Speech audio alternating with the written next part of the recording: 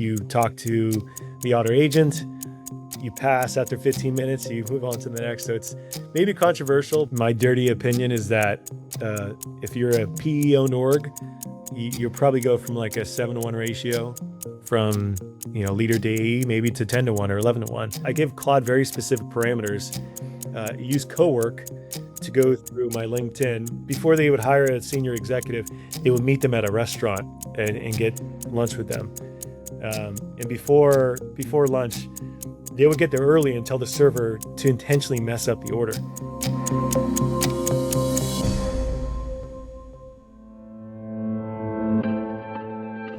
Before we dive into our show today, do you struggle to stand out and get prospects or candidates to engage? If you watch regularly, you'll notice that I wear a lot of gear from vendors I love. This is not an accident. Sending unique gifts is one of the most powerful ways I've found to break through. A personalized bobblehead, a cactus, or my personal favorite, a great jacket. Gifting engages prospects, customers, and candidates and builds real relationships. That's why we've partnered with Sendoso, the #1 gifting platform, to send a Whisper branded jacket to every podcast guest. Now, let's get into it.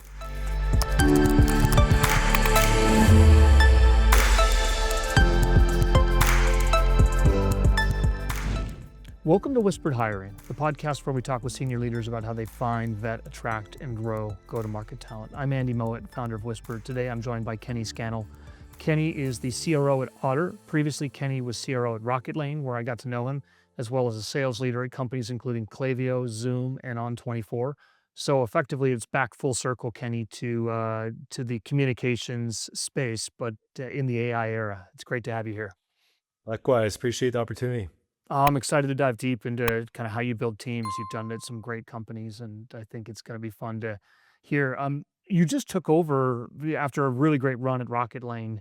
You moved to Otter. I'm curious, like, how do you onboard as a CEO and evaluate the team? How do you approach that? Yeah. Well, I think everything's changed with AI now. I Yeah. mean, in the past, you'd have a full list you go through. There's people you meet. There's material. The interesting thing that I did, and a lot of our new hires at Otter, we use Otter plus Claude.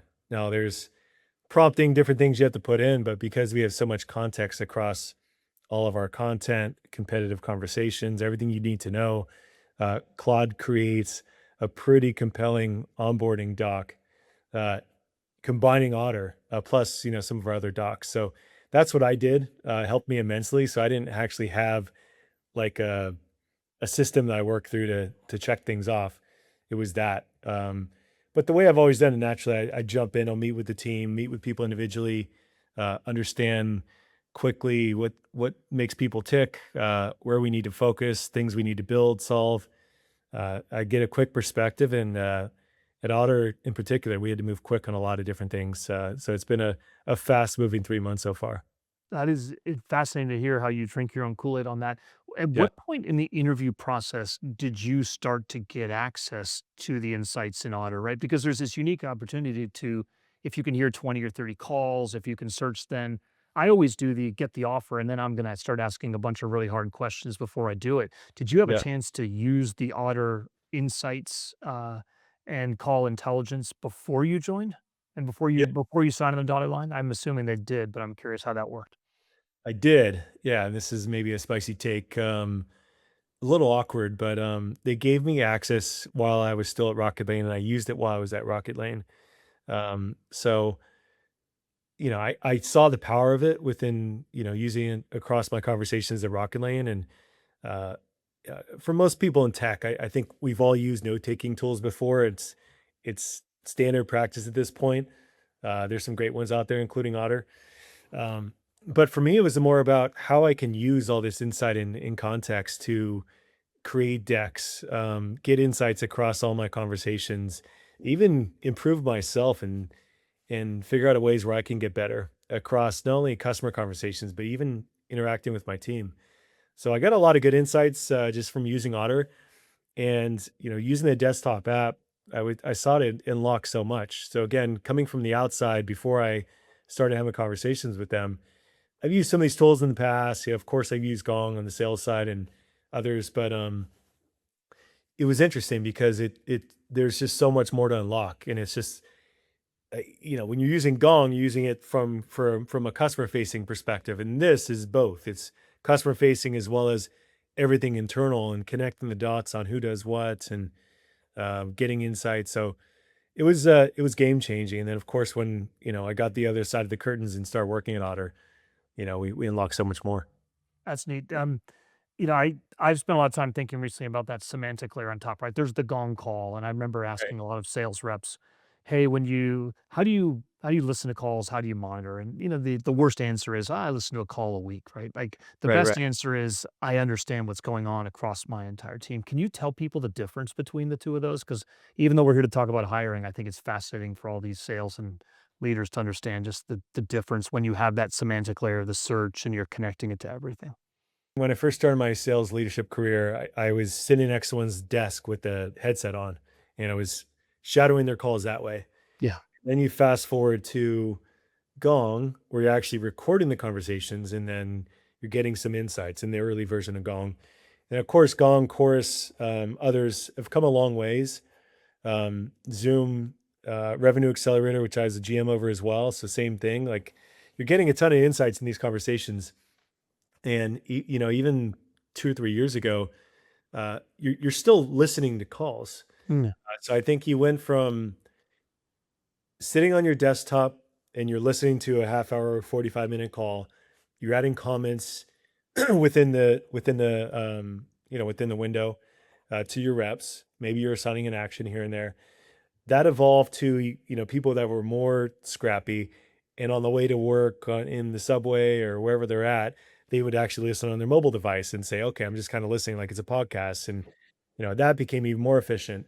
And then you graduate to today, where you connect Otter. If you're just using Otter in Singularity, I mean, you're able to unlock so much because I can prompt it, ask it a question.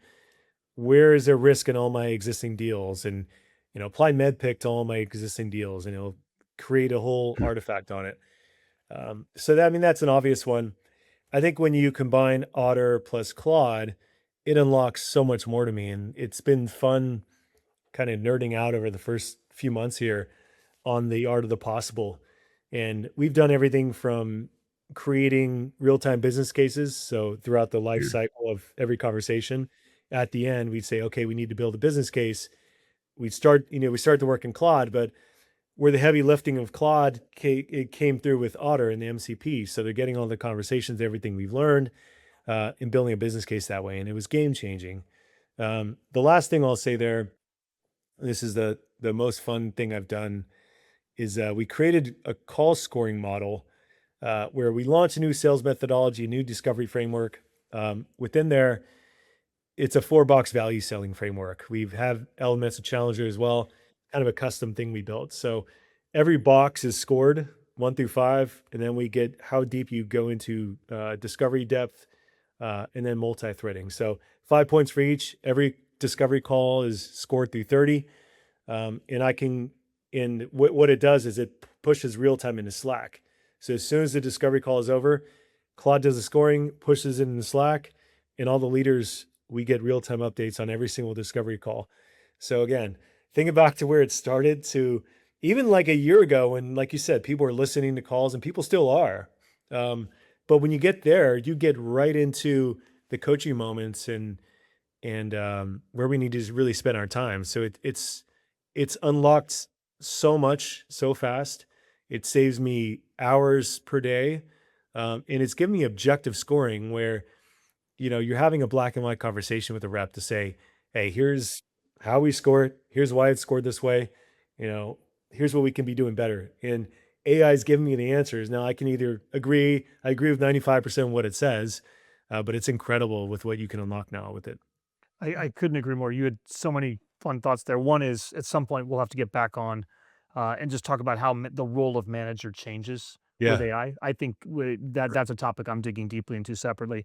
Second one you mentioned around the business case, right? Like Yeah. when you produce a business case, if you can actually have customer comments alongside of that, you will close it every time. I think if you're sitting there with a CEO and you say, "Hey, here's 3 calls from Mhm. customers," it'll change the mindset. But I'm curious, maybe how does having the power of like voice across the entire company, Mm, change how you're going to build your team? yeah. Yeah, great question. We use this so many different ways. I'll give you a few examples. So we just launched new core values across Mhm. the revenue org. So we did that. So we first we looked at our employee survey results that came across, and we looked at the 5 areas where we think we could improve the most. We plugged this into Claude, which again connects to Otter, and it crawls all the Otter calls, internal calls that we're having in team meetings or even one on ones. Each leader did it, and it actually gave it like a self performance review. Mhm. So when you look at the top 5 areas of improvement, we can kind of dissect like by leader or specific things we could be doing, trends across the leadership team. So that was super interesting within itself, of just like from a self assessment performance review. But other things, we do, we use a lot for product launches, product knowledge, insights, mainly across customer calls, but also to understand and get context across different orgs. So in sales, I'm not talking to our engineering team all the day, every day, but they're constantly making updates or moving at light speed. And there are some key meetings that I'm invited to. I'm always double booked, so I can't join these meetings all the time.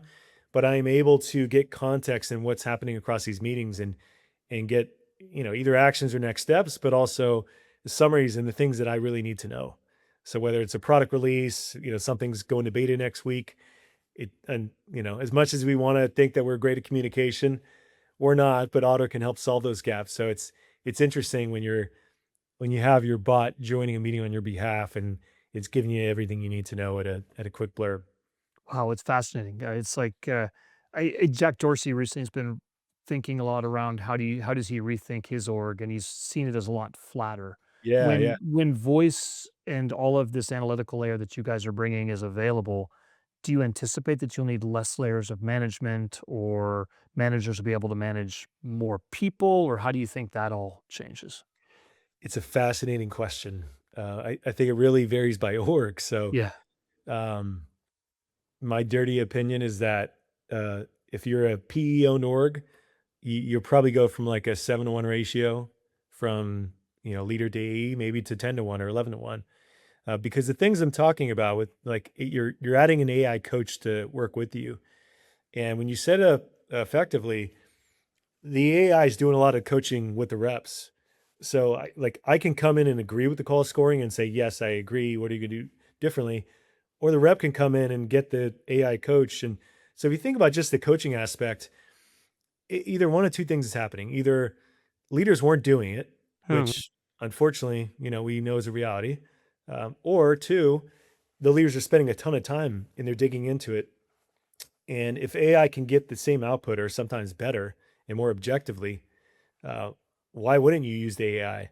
So then the question becomes, okay, if you're able to do that at scale, and if you want 50% of your time to be focused on coaching, but all the coaching is mostly done, and now you're talking tactical, creative things, yeah, you can get to 10-to-1 or 11-to-1, or as as we all know, Jensen Wang, I think 60 it's to 1? Yeah.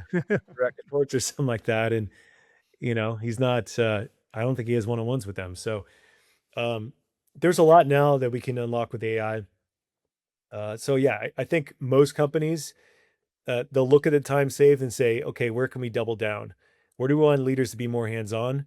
And to your point, or to what Jack Dorsey's doing and other companies are doing, they're getting flatter. So orgs are expecting their senior leaders to be really hands-on and in the trenches.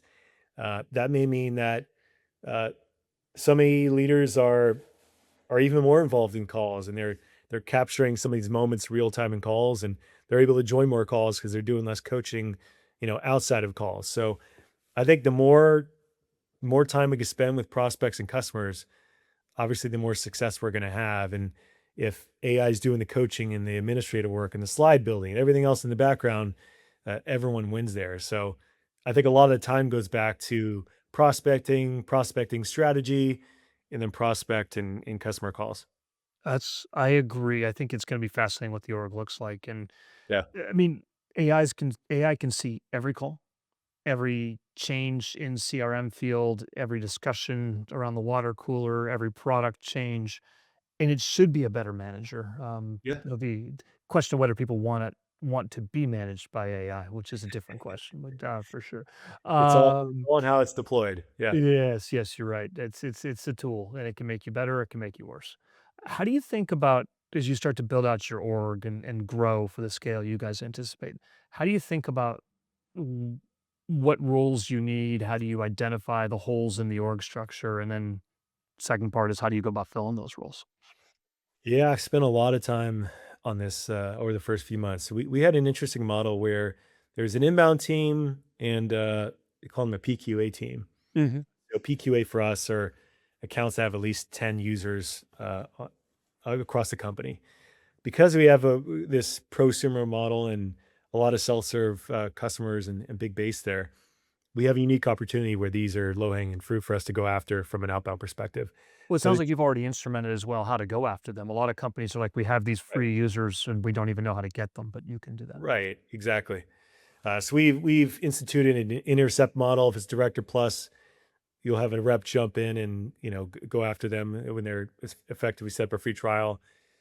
We have large enterprise accounts that we've all heard of that have 1,000+ auto users, but no enterprise contract yet. So these are all things I walk into, and it's both good and bad. From one standpoint, I'm looking at like, man, how do we not get in the door already? But at the same time, it's a great opportunity. So there's a lot of org shifting, org structure. We have a great CSM team, but they're asked to do a lot. So they own onboarding implementation, they own the customer lifecycle, of course, they own renewals, and they own expansion. So we have some great accounts, but it's just when you have 150 to 160 accounts or so as a CSM, you can't do all four really well. So that's another change we made. Over the top level, we're deploying expansion reps to go and hunt and get new groups, bring more of the sales flavor. We're making onboarding more of a dedicated motion, and then CSMs can focus on what they really, really excel in. So there's a lot of little things. I mean, there's also other roles we brought on, and we're um, we're in the mid hundreds in ARR, growing fast. But we're just now launching a true SE function. We're just now really building up the SDR function. So these are all things that are currently in build mode. So I again, it's fascinating to me that Otter's grown the way they have and without some of these functions, but this is really necessary in the competitive environment that we live in, and if we're going to scale the way we need to, we need these functions. And there's been a lot of building. I love it. It's interesting. There's this whole trend. Definitely see it in marketing and some other roles too, which is collapsing roles, right? Yeah. Instead of needing a designer and a copywriter and a campaign person, you can collapse that all into one. What I Right. heard, it sounds like you guys are actually going the opposite way in some cases, which I've always loved, which is specializing roles. I remember when I was at Box, my CCO said, if I have 20 people doing 5% of it on Mm, their time, it'll never get better. But if I right. have one person doing it all, so how do you think about collapsing versus actually, like, specializing? Yeah. I think that there's an element of both. I mean, some of these roles are just necessary if we're going to grow the way we need to. Uh, we were scrappy and it worked. But for us to really scale the next level, we have to add these necessary roles. There are some roles that we are collapsing, especially on the RevOps side. Mhm. So you look at like the role of a go-to-market engineer. This is I'd say a newish role over the last few years or so. It kind of encompasses a lot of aspects of RevOps, but this is something that currently our head of RevOps has taken on this role. Now he's going to hire somebody; he'll get people under him, but he is initially doing both. Yeah. And that we have an analyst that's doubling. He's doing analyst work. Uh, he's pulling together reports. I mean, like he's done some deal desk stuff. So there's a lot of collapsing on that side, and then even on the um, even on the AE side, I mean, again, the role of an AE is changed and evolved. The role Mhm. of a CSM has changed and evolved. You're able to take on more accounts. Like we give everything to them at their fingertips now. Like all the research they're doing is done. They don't do account research anymore because we do all the research for them. It goes through Claude, goes through a couple other systems we connect, and before they even have a discovery call, they have a whole pre-brief before they even talk to somebody. That if they were doing the research and do it effectively, they'd probably be spending 45 minutes to an hour. So again, like that's something that a go-to-market engineer would probably do manually in the past. An AE may have done it manually. So again, there's when you look at tasks, there's multiple functions that were doing some of these tasks that are now automated through AI. I like that. Yeah. So what you sounds like you described is the CS ratio is getting lower and the AE ratio is getting higher, which is a really interesting trend. I've never, it does make sense in a lot of cases. I can also see a lot of people, well, they'll take those smaller CS accounts and move them Yeah, to much more of like a fully automated type of thing than we did at Box as well too. there's elements of that at the lower level. What we call the micro segment. Yeah, Um, a lot of nurtured touch points. There's a team that can jump in and support as needed.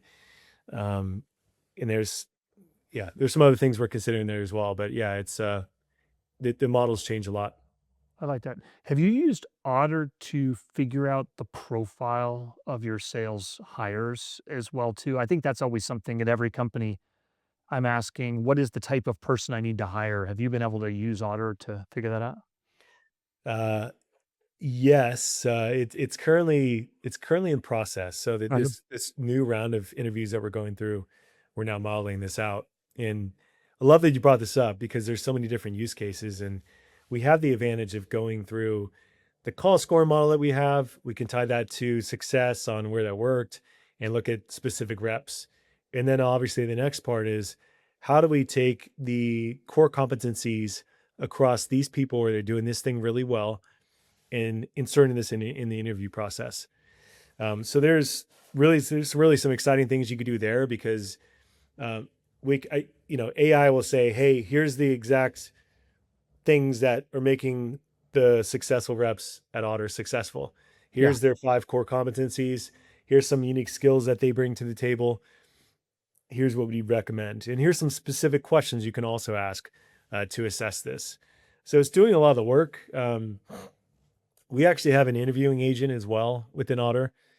So it does, automatic interviews in the background. So that's the new functionality that we're testing out. Just more for like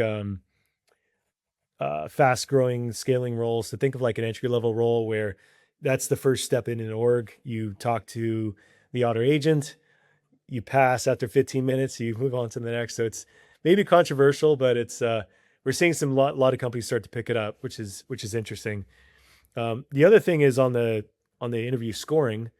So there's a lot you could do behind there on again the same competencies and skills that we've identified that Otter plus Claude pulled together. Now it will do the same thing as score all these calls and see how each interview candidate is doing. So it's a full cycle experience now. Wow, I love it. To me, I don't think it's controversial because I think it's much worse to get I mean, I guess if you get AI decline before you get it, and so what you're going to be doing is putting a lot more people, giving people a chance to stand out. Correct. Like I Yeah. think there still is the you have to figure out the hey, you don't fit a machine decided that versus there. But I do think it's going right now. People are being judged on a piece of paper, like a resume, and Yeah. it's a resume screen, and a lot of people are more than their resume. And so I think Mhm. the ability to do that maybe at some point you gotta figure out how to make it feel like a person declined them, but, still, it's there. Right. Uh, There's a mix there. Yeah. there is. Maybe shifting gears then to talk about, like, senior hiring because 'cause I'm sure Mm. you'll have to bring in senior sales leaders, other senior folks, like, how do you recruit? How do you find great talent in for your org? Yeah, it's interesting. I've hired 4 leaders in the first four senior hires in the first 3 months. Okay, Uh, it's a great question then, I'm excited to hear how you've approached it, yeah. yeah, so we we were tasked with hiring a bunch of people all at once, and Yeah. that's across Otter as a whole. We have a scrappy, talented but scrappy recruiting team. We have a people leader where they're focused on a lot of these other roles. I said, you know what, I got these leadership roles. Let me figure these out. Um, typically I'd start with my own network for this. I was very specific around The people I wanted to pull in, I wanted AI native companies, people that have gone through a certain scale. So I was very specific on it. So actually, what I did was um, I worked in Claude. Claude gave I gave Claude very specific parameters. Use Cowork to Hmm. go through my LinkedIn and find specific people. So first, it crawled to LinkedIn based on all the parameters, everything I was looking for, skills, experience, types of company, and it gave me a top 20 list. And then Wow. I highlighted like a top 10 in green, saying, "Hey, here's people we'd strongly recommend." And this is out of your direct connections, or is it broader than that? Broader, Okay. yeah, So it could be like second mostly degree or second, third degree yeah, as well too. Yeah. mostly second degree actually, yeah. Um, So it took that, and then I after I looked at the profiles, it gave me a link. It was super easy to click into them and say yes, agree, whatever. And I reached out, or actually I had Claude reach out. I gave it a specific message saying, "Hey, I like your background. I think you'd be a good fit. Here's what we're doing. Otter. Are you open to a conversation?" And specific enough. But it reached out to like 10 people on each of these roles, and I got a great response rate. Like typically, when you have a CRO reaching out directly, you're going to get a better response rate. Yes. That's actually how I got hired at Klaviyo. Ryan Meadows, a CRO there. Now he's a CRO level. He reached out to me directly on LinkedIn, and we connected that way. And so taking a bit of a page out of his book, but also using AI and doing the work. So quickly, I had I think 5 interviews for an AE leader role. For a head of partnerships role, which is much more senior, I had I think 7 or 8 interviews that I lined up myself. Then I had head of solution engineering and head of SDR, which is more specific. We want to hire that role in Scottsdale. So I did all the sourcing, coordinate all the interviews. Maybe not the best use of my time, but I was able to do it quickly. Again, leveraging AI, having it coordinate calendar stuff through Calendly and stuff, and it was.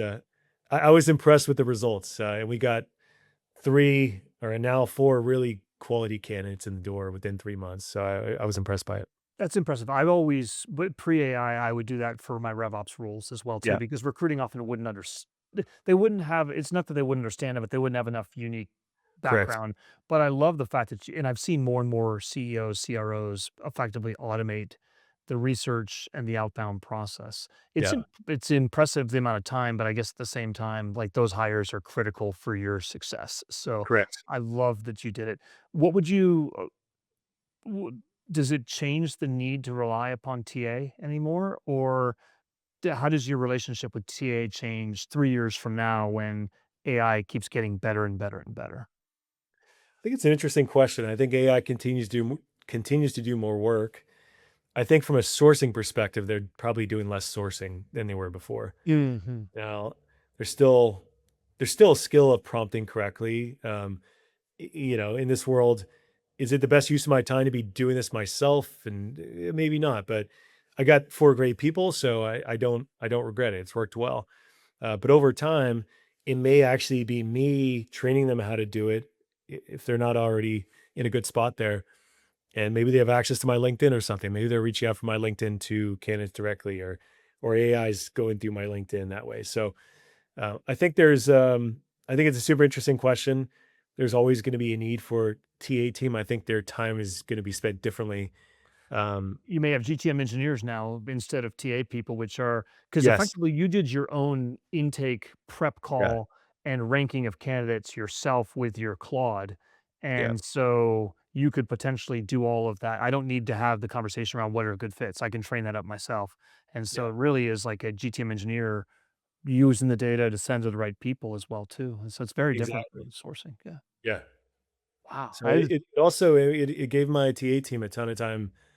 I mean, as you know, hiring for these senior leadership roles, it's very time intensive. So Yeah.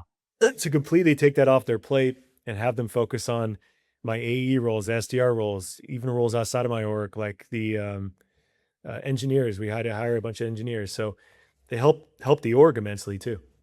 That's nice. You're right. It's when you hit those hiring spurts, TA is always answering, "Well, do you want this one or this one?" And Right.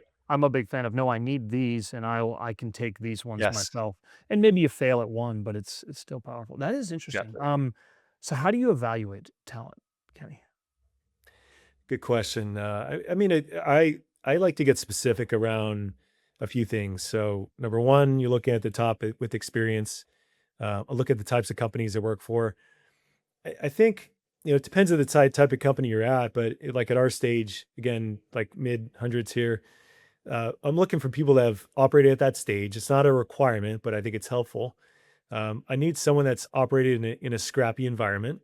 Mhm, mhm. I like that. Somebody that has seen what great looks like too. So it's hard because when you're when you're on the when you're a candidate, um, I feel, in my opinion, you can kind of pigeonhole yourself into a specific industry or a specific size of company, to the point where if you're constantly doing like small startup, you can't just all of a sudden get into Microsoft or Nvidia or name a big enterprise company, and that's fine. I mean, that's not for everyone, and that's not everyone's dream either. But my goal and what I like to see out of candidates is they have a bit more of a broad range of experience where they have worked for maybe a little bit of a larger company. They've seen what great looks like. They've been a part of working with great leaders, good scale, good training, and they've also done the scrappy thing. So if you don't have an element of both, and you've only been with Salesforce and SAP, and you're gonna have a tough time getting into the scrappy element of a startup. uh, Same thing as vice versa. You don't know what great looks like if you haven't worked for the really good, sometimes larger company. So I think that's valuable. Getting specific core competencies.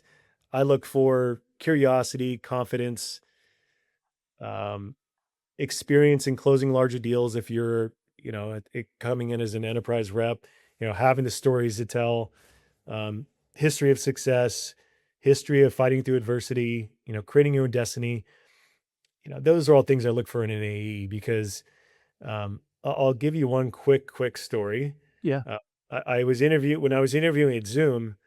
I was interviewing for a GM over their marketing solutions initially, and I got in the door. But when I was talking to one of their senior executives, I won't mention who it is, and if he's listening, he'll know. But I was going through all the scrappy stuff I was doing and creative campaigns and much stuff, and he stopped me. He's like, "Hey, this is great. I love the creative stuff that you've done, but we don't need to inbound. Or sorry, we only inbound. We don't need to outbound here." And the pandemic ended, things changed, the market changed, and we had to outbound. And my team was already doing it. We're in a good position. The rest of the work took a long time to catch up. Yeah. So again, I look at examples like that where you get people that have just worked in that environment where they're just going to run through a wall no matter what, and they're not satisfied with getting into 100%. They need to do whatever they can to get more. So those are things I look for, and there's specific questions you can always ask, but typically I can tell within 5 minutes or so on somebody's confidence, how articulate someone is. Are they curious? Or do they come with that presence? And then you're able to kind of assess some of the other specific ones along the way. I do feel like we make those decisions in the first 5 minutes. Is there Yeah. any question that you have that I always love to drop a question or 2 and just listen, and because Yeah. I feel like a lot of people will take themselves out and the cream will rise to the top. Like, Yeah. are there Yeah. any questions you use? Um, Or only if you wanna yeah. share them, but Yeah. it Yeah. w people Yeah. have to watch the video to Yeah. understand, yeah. Right. I like to, you can find someone's honesty, integrity, and adaptability, by asking them simple questions like, "Tell me about a time you failed," and not Mhm. not even like a follow up to it. Like what I really want to get is, "Tell me about a time you failed and how you overcame it." But if you leave it open ended, you see where they take it, and they may just they may just walk to a dead end and say, "Yep, I failed, I got fired, and blah blah blah," and that's it. That's not the answer I'm looking for. So if that was the outcome, then I want them to come back and say, "Yep, ran into a wall, did this and that, but I learned, now I did this and this, here's why I'm successful now." And got it. Okay, good. You learn, and you're adaptable. You learn from your mistakes, and you saw success. So I think there's a lot of little things. I think one of the coolest stories I've heard, or interesting. I don't quote me on this, or I'm already Mm. being quoted, but I think it was the CEO at, uh, it was a large, Fortune 50, Fortune 10 company. I forget who it was, and you guys can look this up. But they actually, before they would hire a senior executive, they would meet them at a restaurant and get lunch with them. And before lunch, they would get there early and tell the server to intentionally mess up the order. Yep. And so he would actually assess to see, okay, how would they react when their order got messed up? Did they just accept it and just roll with it?